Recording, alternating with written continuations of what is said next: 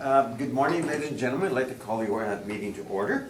I'd like to begin by acknowledging that we're in Treaty 1 territory and the traditional homeland of the Métis Nation. My name is Ron Merritt. I'll be your chairperson this morning. And introducing the panel members, to my left is Linda McFadden, and to her left is Mr. Brent McIntyre. And representing the city from the assessment department is Paul Took, and our recording secretary, Helen Rojo. We'll be hearing applications for revision of the assessment roll in accordance with the Municipal Assessment Act. The matters for which revision is requested has been described in each application, and we will limit discussions to those matters. The statements that the applicant or the assessor make at this hearing are sworn testimony, and anybody speaking in this matter must be sworn in or affirmed, either one. Please be advised that comparisons of assessments of properties are not considered evidence of market value by the board. The board is appointed annually by City Council and is independent of it, along with the city administration. We make our decisions based on the evidence provided at the hearing and issue a written report or order that will be mailed to all parties as soon as possible. Please note that the board's decision in respect to application may be appealed to the Manitoba Municipal Board if the matter pertains to assessed value or classification, or the Court of Queen's Bench if the matter pertains to application for exemptions from taxation. Should you wish to appeal, information on how to do so will be provided in the order.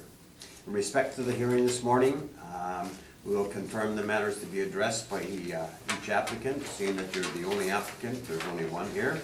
So following the swearing in, we'll then have the assessor's testimony, followed by questions by yourself and the panel. And then it will be your opportunity to present your evidence, and all parties may ask questions at that time. There'll be a summation, if you so desire, at the very end. Once all evidence about the application is brought forward, the applicant may leave. The process will repeat for all items on the docket, but there's only one this morning, so the session will close after all the application has been heard, and the board will deliberate in private to make its decisions. You will receive the order by registered mail as soon as possible. As information, all public hearings are live streamed recorded and will be part of the public record. We'll ask our secretary to swear in the assessor and the applicant, or maybe affirmed, either one. Do you swear in your Swear. Please state your full name. Also? And you swear the evidence you're about to present is the truth, the whole truth, and nothing but the truth, so help you God? Yes, I do. Thank you. Thank you. Please stand. You have the option to swear in on the Bible or to affirm on God. That's fine. Alright, please state your full name. Amandeep Singh Puri. And you swear the evidence you're about to present is the truth, the whole truth, and nothing but the truth, so Yes. help you God? Thank you. Good morning, sir. Welcome to the board, and you are representing 843 Bell Road, correct? Mm-hmm. All right. So the normal procedure is we will hear from the assessor, and they will tell you about the value, and then you may ask questions along with the board member, and then it'll be your opportunity to present. However, there is a preliminary issue here, and I'll let Mr. Toot take over and describe what the issue is and the procedure. Thank you, Okay, Mr. Chairman. Mr. Toot? Mr. Chairman, every reassessment cycle, the City of Winnipeg sends out requests for information under Section 16(1) of the Municipal Assessment Act. So what I have here is a non-responder. We had no information sent back to us. So at the end of my brief here, I have the mailer, the actual papers we sent out, and then the signature for the registered mail, indicating that it was received.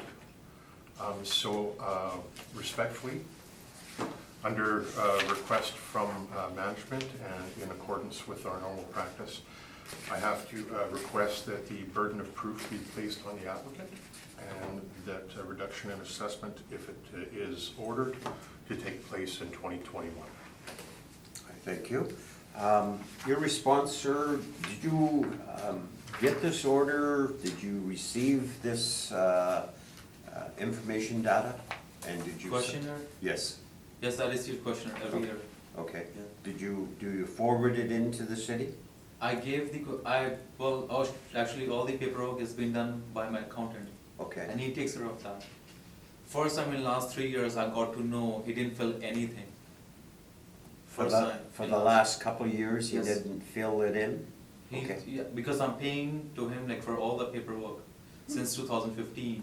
Okay, And 2019, I got to know from the Mr. Assessor, and he said he hasn't received any paper. So I was really surprised that for being charged for those things which is not being done by my accountant. okay. It's not done. So you talked to your accountant then? Yes, And he affirmed or, confirmed that he did He not did. do the work? he did the work He did the work? last year. Did- This last year? Last year. Okay. But as assessor said, they haven't received any papers since last couple of years. So I was really surprised. Did he show And I you any, apologize. did he show you any documents or anything like that to say, because what the city's saying, that they've never received anything, Correct. so, I didn't receive any copy from my accountant. I'm sorry Okay. about that. So, maybe we'll take a little recess and you guys can sit here, we'll exit, or you Oh. guys wanna, yeah, maybe you guys will go Certainly. outside, okay? Outside, and we'll make a ruling in regards to the non-co-op, okay? And then you can come back in, Okay. okay? So just give us So they're a just couple minutes. gonna decide.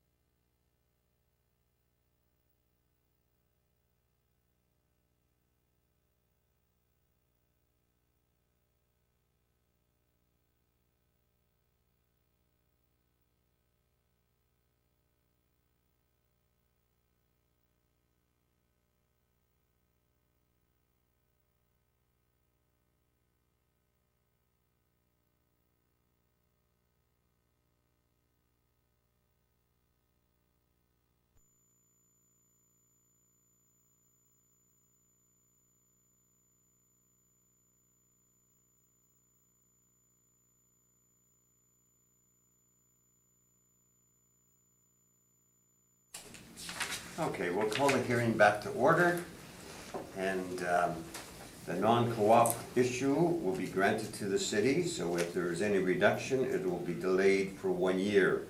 I think under the circumstances, go back to your accountant and maybe you can make restitution in regards to what is exactly going on, because he hasn't completed the form and sent it in. So in future, I think that you're best to insist upon it, and if you're being penalized like this, I think you should ask for a copy that he completes, and so that you know that he completed it. Okay.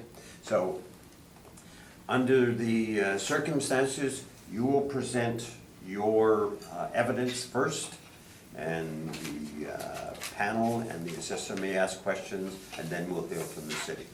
So, you can take us through your property and tell us what you think the value of your property is. Well, sir, since 2015, when I bought this property, there was of the assessment of the city assessment was 151 that time. I know it increased by time to time, so it has been increased. I was agreeing with that, whatever they have increased. Last year when they have increased from 161 to 219, that was the huge change which came in the assessment, so I do not agree with that. As in last 5 years, I haven't seen any development happen in the entire area. And since I bought this building, I haven't done any upgrades in my building, like shingles, front side, back side, inside, nothing. It has been stayed the way I have bought it. So there was no change has been done in the business and the building at all. So that's the only thing I can say right now. But if you have any question, you can ask me. All right. So, you're here this morning, and the city's at 219,000. And so your argument is, what do you think the value should be? Should be 161. I'm sorry again? 161,000. 151? 161. Okay. Mr. Duke, questions of the applicant? Thank you, Mr. Chairman. Regarding the last page for the information that you've presented here, this is a breakdown of your 2015 sale. Is that the one that we have for 238,000?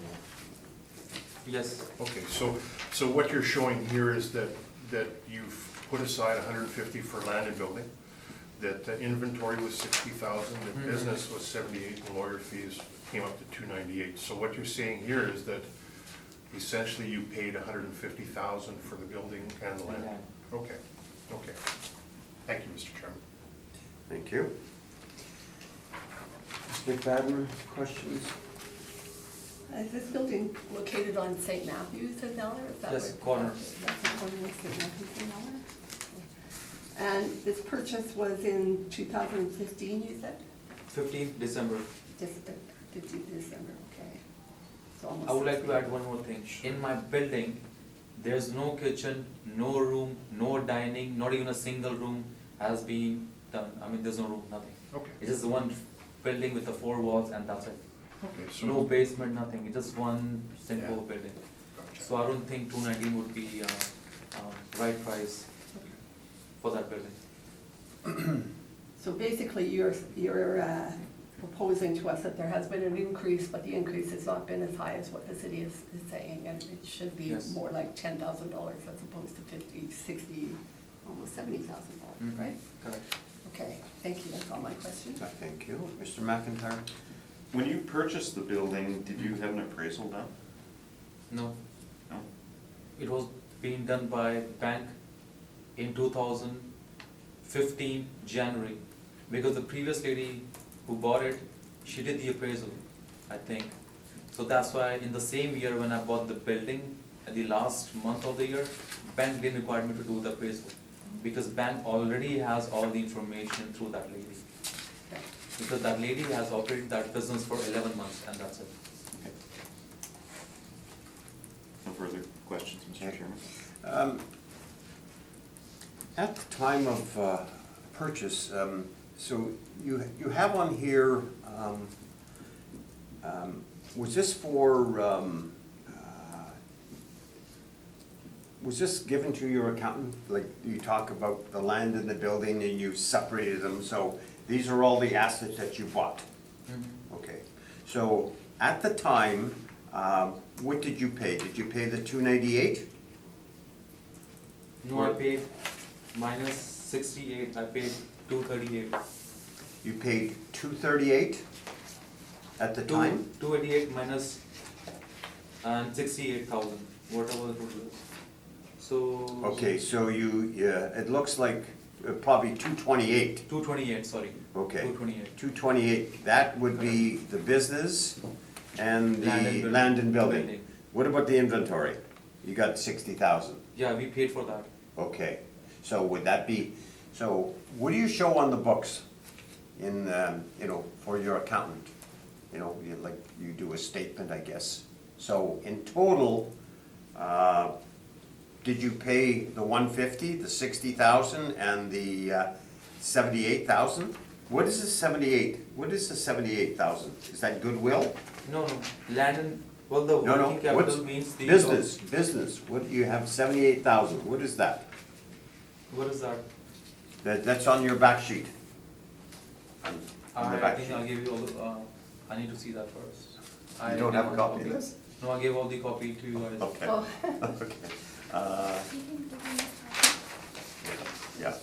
So why was it broken down like that? Was that for your accountant?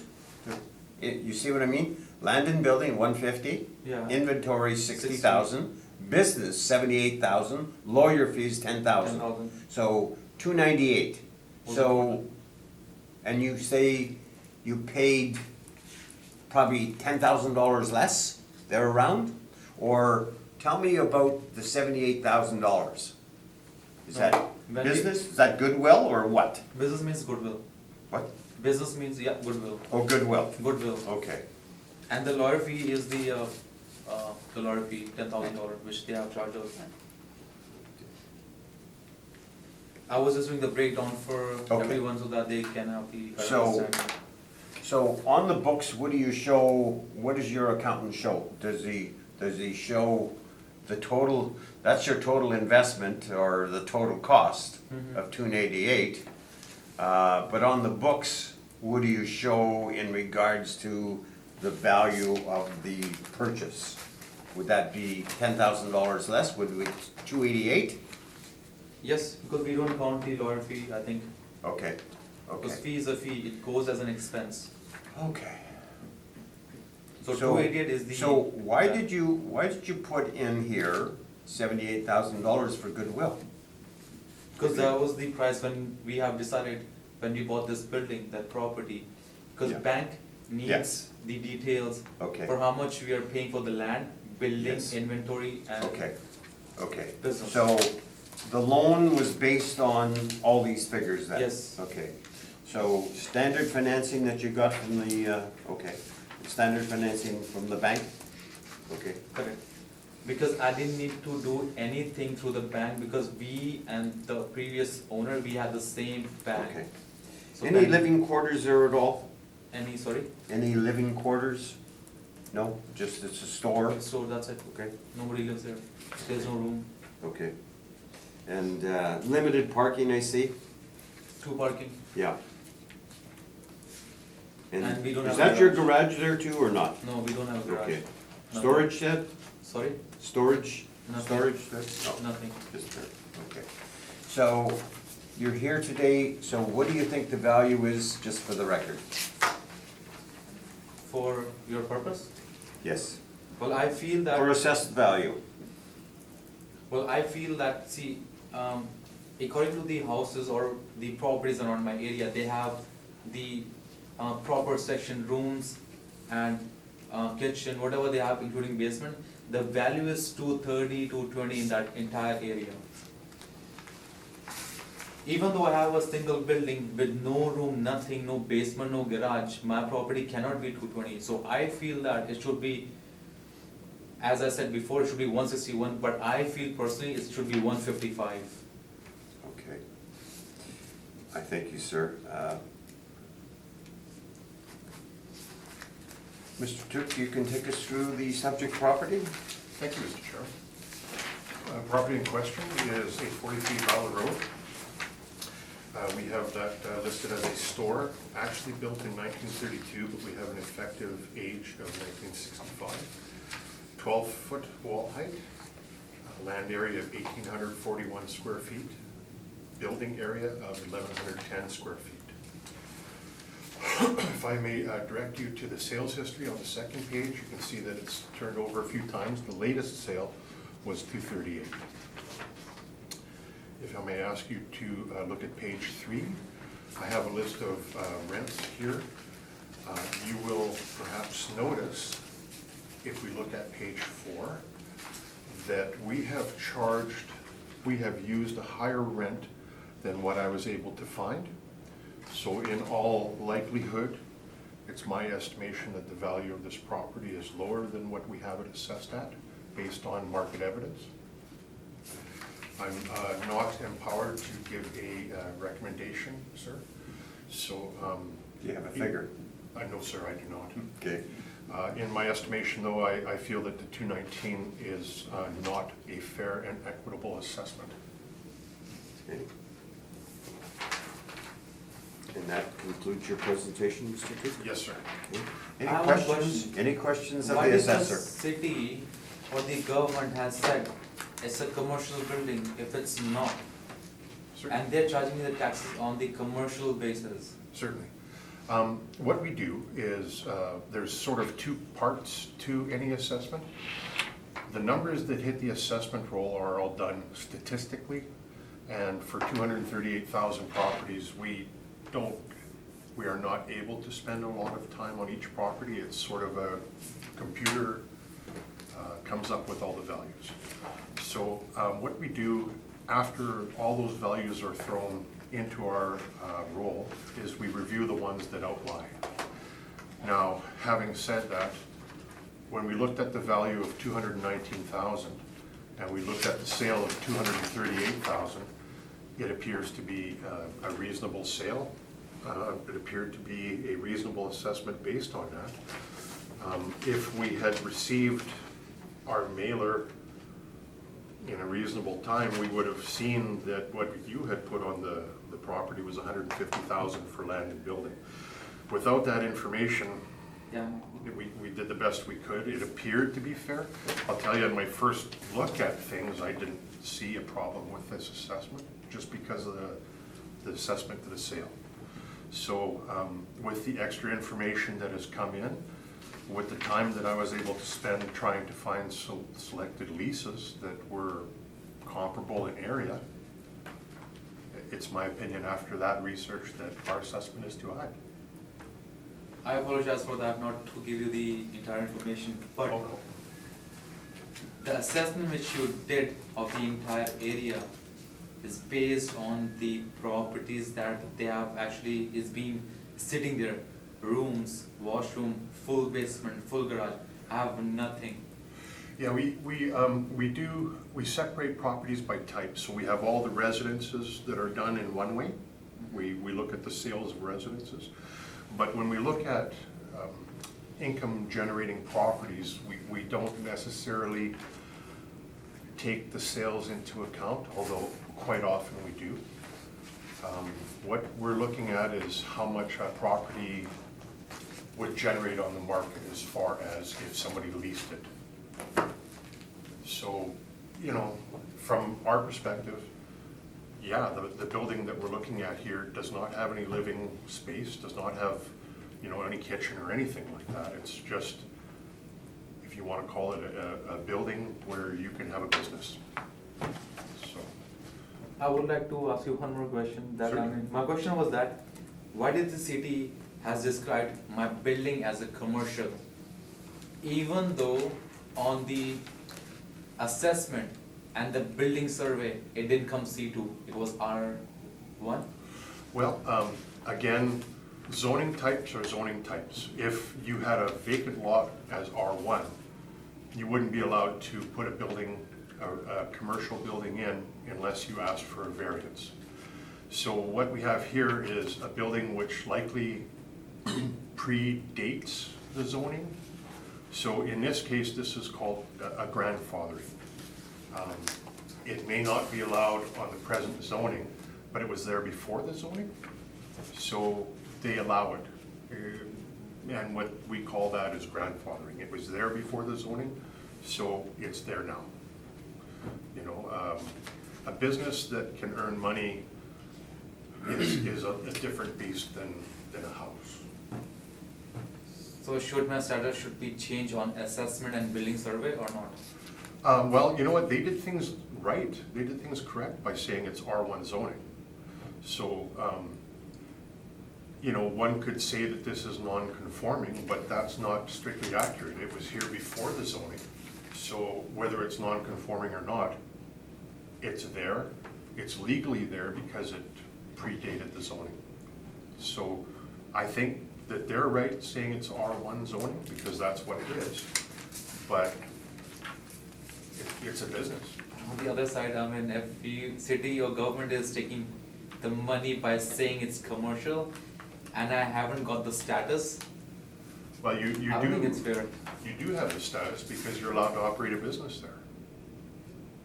You Then see, if the city went and said the zoning is R1, you can't operate a business here, and then they put up, you know, a fence around your building, that's hardly fair to anybody. You see what I'm saying?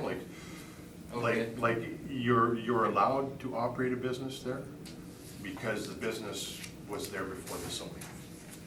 So now whoever is opening the business, any store, any franchise, any food, they have a C2 status on the building? Generally speaking, yeah. Any new development, yes, sir. Okay. Yeah. Any more questions?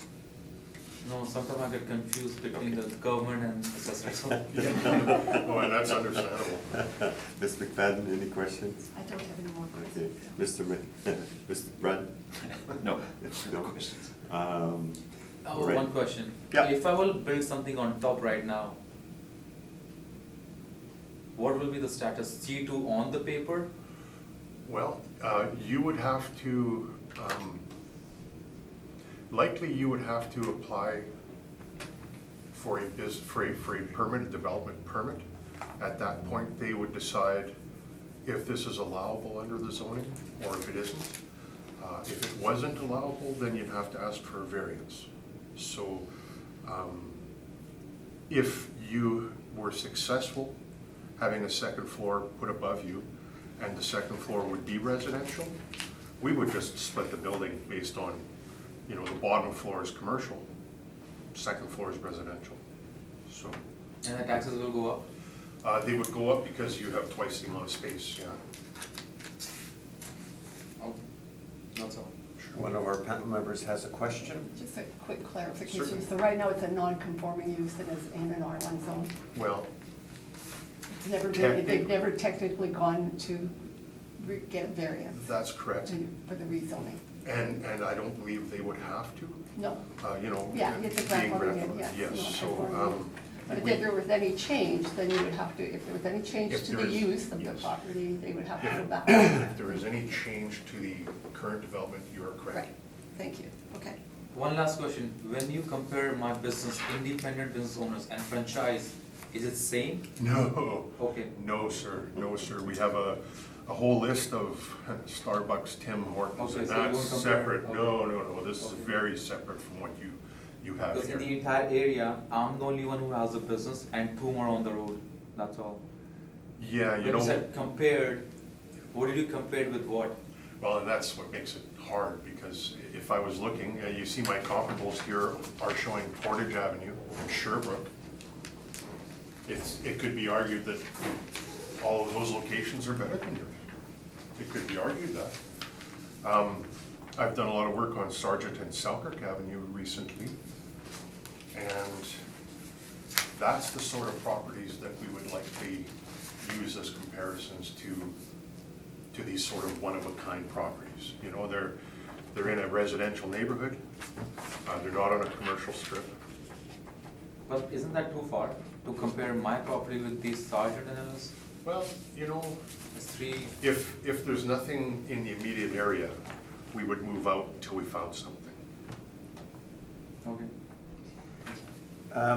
Do you want to summarize or anything like that? That'll be your opportunity to Just, summarize. all I would like to say that, as I've explained, that my building is just a standalone building. There's no room, no nothing, no basement, no garage. So if you will consider that, and get the right value for the property, I would appreciate that.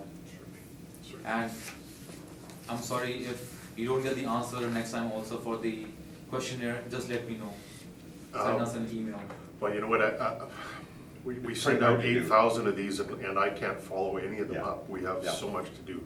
Okay. So that has to remain the responsibility of the business owner, property owner. Okay.